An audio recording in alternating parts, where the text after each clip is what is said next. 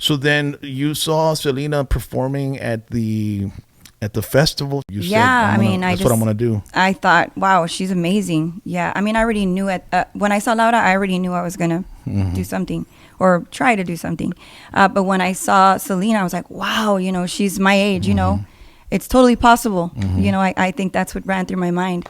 But she took it to the next level for sure. So what happened where you got involved with somebody that decided to take you into the studio? How did that all happen? Their first time in the studio? Well, a lot of times it's who you know. I mean, let's face it. It's sometimes it takes that, but at the same time, it could be like a double-edged sword. Because what if the material that you'd give them sucks or it's not good?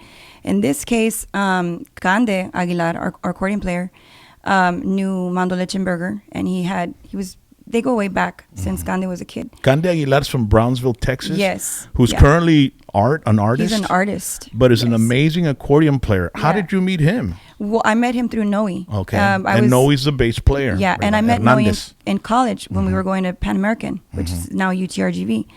And I was trying to lure Noe to one of my auditions because I was looking to put a band together. And he's like, okay, I'll go, but you got to come to mine because we're auditioning too. Right? I just want you to come and see my band, the band that I'm, we just kind of gig here and there. Just come and check it out. And was this in Elsa or Ed Couch or Mercedes? Well, I lured him.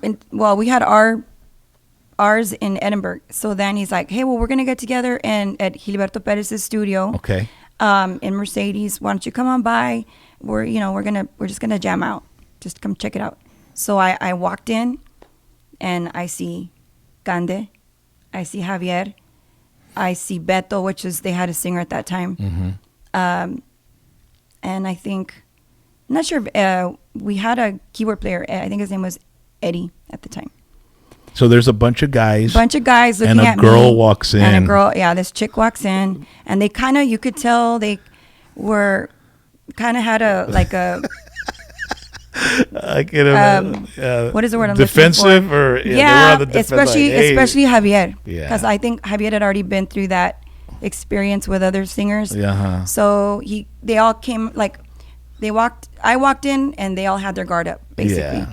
And so Javier, and how old were you when that I was about 19, 20. Oh, okay.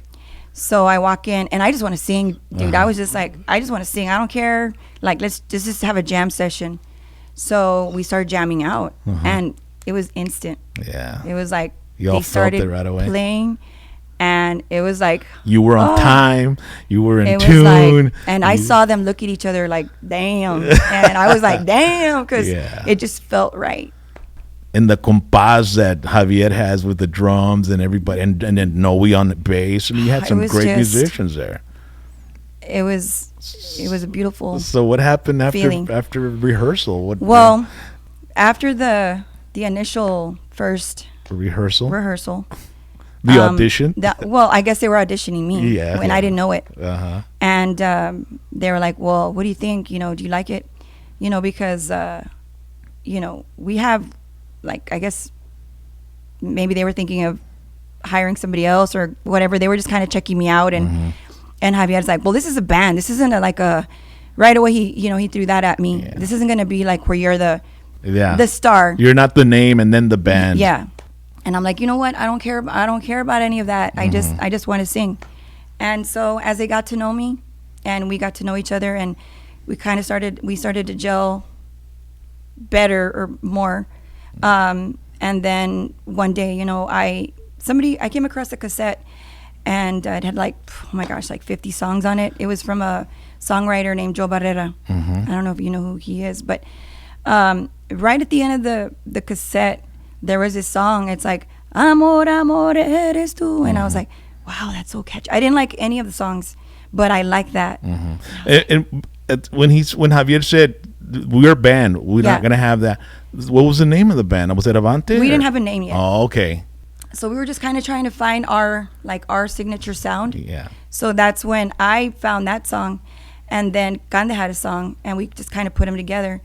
But it was still like I was not in the band yet. Like they were still kind of, Javier, he was like still kind of feeling me out because he thought I was going to get big-headed. And I think that's what he thought. He was afraid that well, she's gonna, after a while, she's gonna think she calls the shots. Well, but he was in the business for so long, and then with his dad, I think because he's been burned so much that he just had that guard up. He was jaded. So he would always make sure to put me in my place, Yeah. And so at that time I was just like, you know what, like I told you, I don't care. Like, so then finally we came up with the name Avante. It was like we all voted on it. Why Avante? Because Avante, we wanted like a positive name, something that was like different from what everybody else was calling themselves, I guess. And Avante just means like to advance, and so that's why we decided on that name. Okay. So then it was Avante for the longest. I mean, the first. Did you bring it up, or was it Javier? Or I think Gande came up with the name. Gande? So then there were like probably five names that we kind of were thinking about. And the artsy using. guy is the one that added up. And so I think we all like wrote it on a piece of paper, and then we kind of because it was a very on it. unique name for a band, Avante. Yeah, for sure. And so next thing you know, I showed up with this song Amores Tú y la cuadramos la canción, because like I said, estaba bien descuadrada la canción, like they say. Put it together, and then Cande wrote a song called Tuya Cariñito, and I think we put in another conjunto, put it on a cassette, we recorded it, and we sent it off to Mando Lichtenberger, because he said, well, show me what you got. Yeah. So we sent him the cassette. And Mando Lichtenberger is from La Mafia. La Mafia fame. Yeah, he's the producer, arranger. Yeah, he's got an ear for music. Big time. So when he heard it, he called Cande. He's like, man, wow. He's like, I love it because it's fresh, it's different, but even better, I think, is that it has a female voice, and it's unheard of. Yeah. And sounds great. He goes, when can you guys come up here to talk to us? And they were just forming Voltage Discos. They had just started, which is with the late Henry Gonzalez, which is Oscar and Leonard's brother. Yeah. Que en paz descanse. And so we signed with him. But at that time, La Mafia and Henry had a falling out. Yeah. So we ended up staying. Well, we had to stay with Voltage. Yeah. Because we had already signed a contract. And so who was handling Voltage after Henry passed away? Or no, after that they broke up, you said, right? Henry, well, they parted ways. They parted ways. But we still continued to work with them. So the first album we recorded was at them Houston Sound. being Henry or Mando? Well, with Mando kind of left it up to Henry. Like Henry gave us some of the material. Like Henry was the one that gave me Luna Llena. Luna llena, no me puedes decir si por ahí puedes ver a mi amor. And then he brought Gabriel Candiani in, which wrote Atrévete, Todo Nada. Love those songs. You know those songs. Yeah. Then we had Brazos Locos, which was given to us by Javier. Great song too. Crazy Arms. It's an old country song. So we kind of just started filling up the album that way. But of course, Mando would always kind of throw in his 2 cents, and then we brought in David de la Garza, which a lot of people don't know that David de la Garza was a big part of that project. From Seguin, Texas. From Seguin, baby. Yeah. He was a big part of this project. And then Ernie Ruiz played the drums, que en paz descanse too. He played the drums on Luna Llena and like 2 or 3 other songs on the album. And so yeah, that's where Atrévete came from. But Amor Eres Tú was also put on the album.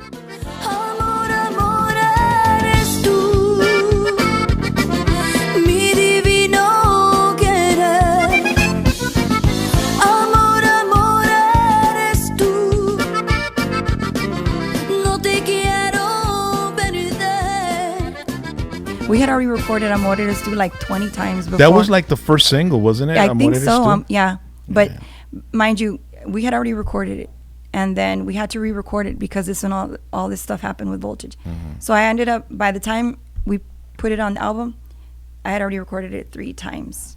So I think it kind of took away that, like, the fire, because the first one was... The Amor, Amor Eres Tú. Yes. Yeah, because I remember awesome. it was on that cassette, wasn't Yeah. it? También. Yeah. For me, when I first heard the song Atrévete, that song is the one that really, like, blew me away. Really? Because of your voice, the way you sang it. Atrévete a tomarme en tus brazos, mímame, o hazme pedazos, tómame. Quiero ser tuya, róbame el corazón, mi vida. Atrévete a tomarme en tus brazos. And just the whole style of the song, it was a slow sort of cumbia, sort Right. of well, it was like totally out of my element because I come from a rural, like conjunto, Tejano background. Yeah. And this song was, the songwriter's from Mexico, Yeah. you know, Acandiani, Gabriel. And so when they brought him in to coach me on how to sing it, and he's so animated as it is. He's so, and you're going to do it like this and like that. I'm not kidding. That's the way he, you know, he's like, you need to do the hey, and that's how you're going to, you know. And I was like, but that's not me. Like, I'm just, you know, like I was, at that time I was really timid and shy. He knew he wanted But- you to expand your horizons. Yeah, already with the first album.